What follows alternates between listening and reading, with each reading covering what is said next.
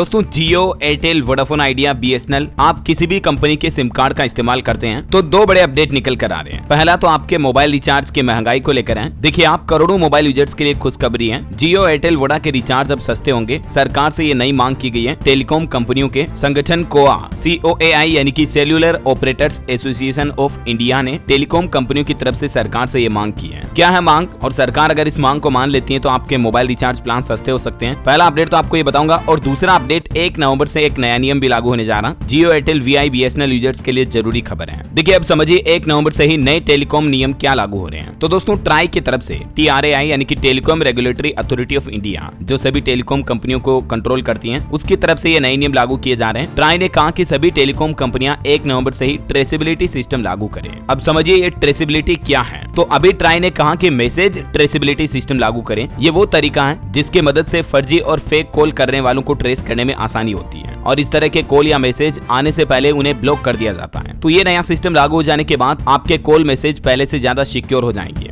यानी अब आपको फर्जी प्रमोशनल कॉल्स, जो कंपनियों के एडवर्टाइजमेंट के कॉल और मैसेज आते हैं, वो अब नहीं आएंगे 1 नवंबर से ही, ठीक है ना। ऐसा नया नियम लागू होने के बाद फर्जी स्पैम कॉल करने वालों को पहले से ट्रेस करने में आसानी होगी। और ट्राई ने साफ तौर पर यह भी कहा कि सभी बैंकों, ई-कॉमर्स प्लेटफॉर्म और अन्य फाइनेंशियल इंस्टीट्यूट की ओर से भेजे जाने वाले ट्रांजैक्शन और सर्विस मैसेज की भी ट्रेसेबिलिटी को अनिवार्य रूप से लागू किया जाए, ताकि कस्टमर्स के पास आने वाले स्पैम कॉल्स पर लगाम लगाई जा सके। लेकिन अभी इस नियम पर एक प्रॉब्लम बनी हुई है। पता है क्या? वो ये दोस्तों कि इस तरह की ट्रेसेबिलिटी और फिल्टर सिस्टम लागू होने के बाद आपके कई तरह के बैंक या ई-कॉमर्स ऑनलाइन कंपनियों के जो OTP मैसेज आते हैं, उन मैसेज की डिलीवरी भी बाधित हो सकती है। मतलब OTP आने में भी प्रॉब्लम हो सकती है। और यही वजह दोस्तों की टेलीकॉम कंपनियों ने भारत दूरसंचार विनियामक प्राधिकरण यानी कि ट्राई के इस 1 नवंबर से लागू होने वाले नए नियम पर चिंता भी जताई है। और इसीलिए टेलीकॉम कंपनियों के संगठन ने सरकार से यानी ट्राई से 2 महीने का और समय मांगा इस नियम को लागू करने के लिए। Cellular operators association of India यानी COAI ने ट्रेसेबिलिटी अनिवार्यता को लागू करने में थोड़ी ढील देने के लिए ट्राई से संपर्क भी किया है। और कंपनियों ने यह भी कहा कि 1 नवंबर से इस नियम को भले ही लागू कर दिया जाए, लेकिन लॉगर मोड में लागू किया जाए। इसका मतलब ये हुआ दोस्तों कि अगर किसी मैसेज में हैश, मिसमैच या रजिस्ट्रेशन की दिक्कत आती है तो उस मैसेज को ब्लॉक नहीं किया जाएगा, ताकि कम से कम दिक्कतें हो और इसे दूर करने के लिए सही कदम उठाए जा सके। टेलीकॉम कंपनियों ने यह भी वादा किया कि 1 दिसंबर तक ब्लॉकिंग मोड में पूरी तरह से शिफ्ट हो जाएगी वो, लेकिन अभी मतलब ये जल्दबाजी होगी नियम को लागू करना। टेलीकॉम कंपनियों ने कहा कि जल्दबाजी में इन नियमों को लागू करने के बजाय हम चाहते हैं कि इन्हें स्टेप बाय स्टेप लागू किया जाए। तो अब आप समझ गए होंगे, ये जो मैसेज ट्रेसेबिलिटी के नियम है, ये भी 1 नवंबर से थोड़े बहुत एक्सपेरिमेंटल तौर पर तो लागू हो ही जाएंगे। तो इससे आपको काफी सारे फर्जी स्पैम कॉल कम आएंगे, लेकिन हो सकता है कि आपको कई तरह की OTP वगैरह आने में भी दिक्कत हो सकती है। खैर, अब देखते हैं ट्राई की तरफ से इस पर और क्या फैसला लिया जाता है। और बाकी दूसरा अपडेट जो मैंने आपको बताया, मोबाइल रिचार्ज प्लान सस्ते हो सकते हैं, इसको लेकर देखिए सरकार से टेलीकॉम कंपनियों के संगठन ने लाइसेंसिंग फीस कम करने की मांग रखी है। टेलीकॉम कंपनियों को रिप्रेजेंट करने वाली संस्था ने सरकार से लाइसेंस फीस में आधा % से लेकर 1% तक कटौती करने की मांग रखी है। और टेलीकॉम ऑपरेटर्स का कहना है कि लाइसेंस फीस कम होने पर नेटवर्क का अपग्रेडेशन और एक्सपेंशन आसान हो सकता है। तो इससे आपको 2 बड़े फायदे होंगे। पहला तो ये कि अगर सरकार टेलीकॉम कंपनियों की ये मांग मान लेती है तो आपको अच्छे नेटवर्क मिलेंगे, क्योंकि कंपनियां जल्दी अपने नेटवर्क को अपग्रेड करेगी तो आपका इंटरनेट अच्छा चलेगा, कॉल ड्रॉपिंग की समस्याएं खत्म होगी अगर नेटवर्क विस्तार होगा तो। दूसरा ये कि कंपनियों पर अगर खर्चा कम आएगा तो इससे कंपनियां ग्राहकों से जो ज्यादा मोबाइल रिचार्ज प्लान वसूलती हैं, उसमें भी थोड़ी बहुत आपको कटौती देखने को मिल सकती है। तो ये भी अब देखना होगा कि COAI की इस मांग पर सरकार क्या जवाब देती है। आगे जो भी अपडेट आएंगे इसको लेकर मैं आपको बताता रहूंगा इसी चैनल DLS न्यूज के माध्यम से। तो बिल्कुल आप मेरे साथ जुड़े रहिएगा, चैनल को सब्सक्राइब करके बेल आइकन जरूर दबा दीजिएगा। वैसे अभी आप कौन सी कंपनी का सिम कार्ड इस्तेमाल करते हैं दोस्तों? जियो, एयरटेल, वोडाफोन आइडिया या BSNL? मुझे नीचे कमेंट करके बताइएगा। इस वीडियो को लाइक और शेयर करना, DLS न्यूज चैनल को सब्सक्राइब करके बेल आइकन जरूर दबा देना, रोजाना ऐसी इन्फॉर्मेटिव काम की खबरें देखते रहने के लिए। जय हिंद, जय भारत, वंदे मातरम।